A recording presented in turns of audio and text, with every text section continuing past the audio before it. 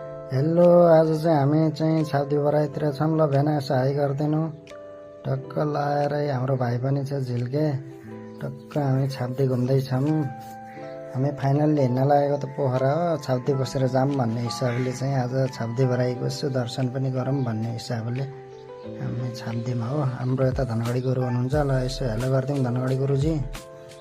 टक्क लाएर मनोरम दृश्य छ।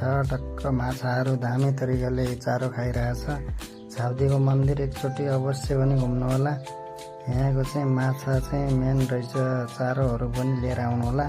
फाइनल्ली हामी दर्शन गर्दा गर्दै पोखरा पनि पुगिसक्यौँ। यता सनौवाले टक्क मटर बनाउँदै हुनुहुन्छ।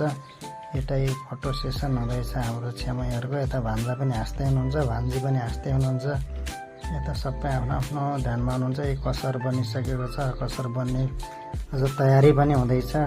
सेलरोटी पनि रेडी हुँदैछ। हामी व्रत बन्नको लागि गएको। दामी तरिकाले पिठोहरू पनि भुटाइ हुँदैछ। व्रत बन्द पनि एकदम राम्रो भयो। सुरु हुँदैछ। टक्क पढ्दै हुनुहुन्छ हाम्रा गुरुजीहरूले। हाम्रो दिपेश भाइको चाहिँ आज व्रत बन्द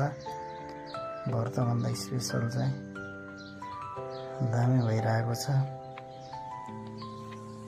उदाउँदै व्रत बन्द पनि टक्क दामी तरिकाले हामी सबैजना मिलेर यस्तो रमाइलो भयो कि है व्रत बन्दमा।